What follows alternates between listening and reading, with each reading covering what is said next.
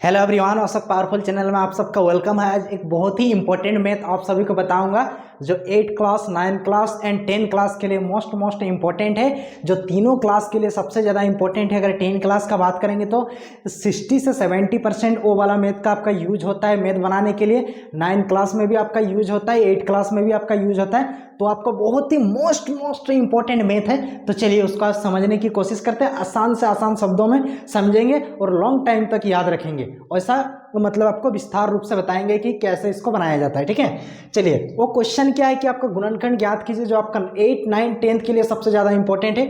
एक क्वेश्चन मैं यहाँ पे ले लिया हूँ, वो क्वेश्चन क्या है, 12x² माइनस 7x प्लस 1। ठीक है, तो गुणनखंड करने के लिए सबसे पहले नियम क्या होता है, इसको एक बार थोड़ा एक्सप्लेन कर दे रहा हूँ। सबसे पहले नियम क्या था है कि फर्स्ट और लास्ट को, लेकिन लास्ट में किसी भी प्रकार का कोई चर राशि गुना में नहीं रहना चाहिए, किसी भी प्रकार का कोई चर राशि गुना में नहीं रहना चाहिए।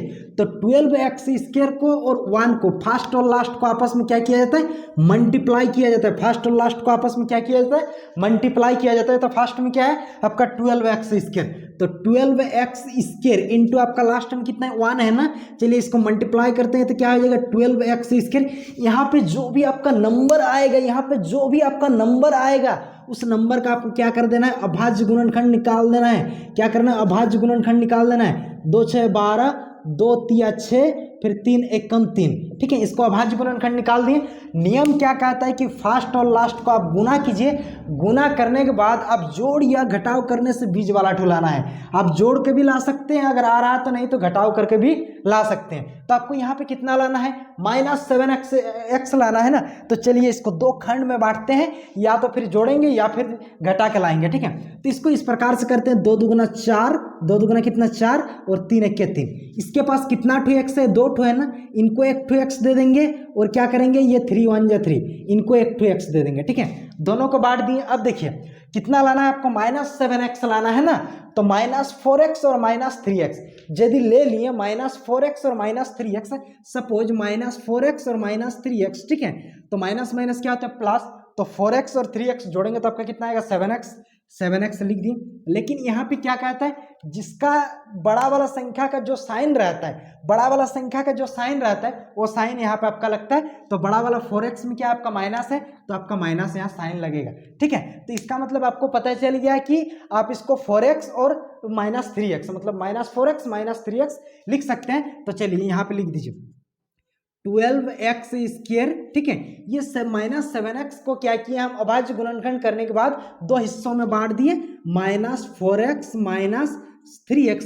इस प्लस के साथ किसी भी प्रकार का कोई छेड़खानी नहीं किया है। ठीक है, एक प्रकार से आप समझ सकते हैं कि ये जो 7x है ना, इसको हम दो हिस्सा से बांट दिए हैं, -4x और -3x। अगर जोड़ेंगे तो क्या आएगा आपका -7x आएगा। ठीक है, चलिए आगे का काम करते हैं। आगे क्या करना है, इन दोनों को एक ग्रुप में बांटना है, इन दोनों को एक ग्रुप में बांटना है। मतलब क्या करना है आपको, ये जो दो आपको दिखाई दे रहा है 12x² और -4x, उसके बाद 3x + 1, ये दो ग्रुप में बांट दीजिए। ठीक है, अब देखिए 12 का पहाड़ा में 4 का पहाड़ा में 12 आता है, 4 का पहाड़ा में 4 आता है। इसका मतलब 4 उससे कॉमन बाहर आ रहा है, इसका मतलब 4 इसका क्या है, उभयनिष्ठ गुणनखंड है, 4 उभयनिष्ठ है। उसके बाद देखिए इसके पास 2 ठो x है, इसके पास 1 ठो x है, साथ में x भी आपका क्या है, उभयनिष्ठ है। इसका मतलब आपको पता चल रहा है कि यहाँ पे हम क्या कर रहे हैं, 4x कॉमन ले रहे हैं। यदि 4x कॉमन ले लिया तो 4 का पहाड़ा 3 बार पढ़ेंगे, 4 3 12, तो आपका कितना 3 बार पढ़ने से आ रहा है। 2 ठो x था, 1 ठो x तो हम पहले ही कॉमन निकाल चुके हैं, बचा कितना ठो, 1 ठो।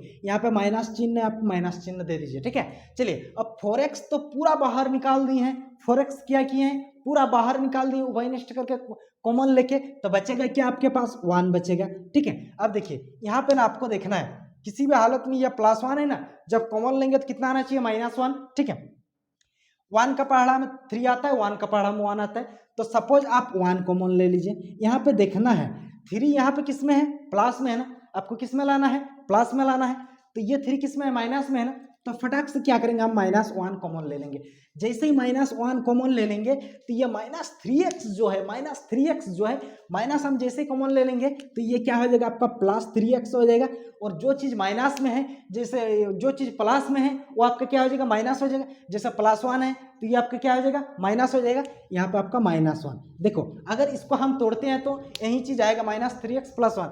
-1 को -3x के साथ गुना करेंगे तो माइनस प्लस क्या हो जाएगा, -1 × 3x, तो 3x - 3x और माइनस इंटू माइनस क्या हो जाएगा, +1 × 1 आपका कितना हो जाएगा 1। मतलब तोड़ने के बाद वही टू आपका क्या आ रहा है, वापस वही टू आ रहा है। चलिए अब देखिए फिर से इसको कॉमन ले रहे हैं, 3x - 1 3x - 1 दोनों जगह एक जैसा है। फिर से हम क्या कर रहे हैं, कॉमन ले रहे हैं 3x - 1। ठीक है, जब 3x माइनस कॉमन ले लिए इस पार्ट का तो क्या बचा यहाँ पे मतलब +4x बचा, क्या बचा +4x, और यहाँ पे क्या बचा -1, क्या बचा -1, और यही तो आपको क्या हो जाएगा, आंसर हो जाएगा। ठीक है, चलिए एक बार समरी के तौर पर बता देते हैं। गुणनखंड बनाने के लिए आपको क्या करना पड़ेगा, फर्स्ट और लास्ट को आपको मल्टीप्लाई करना पड़ेगा।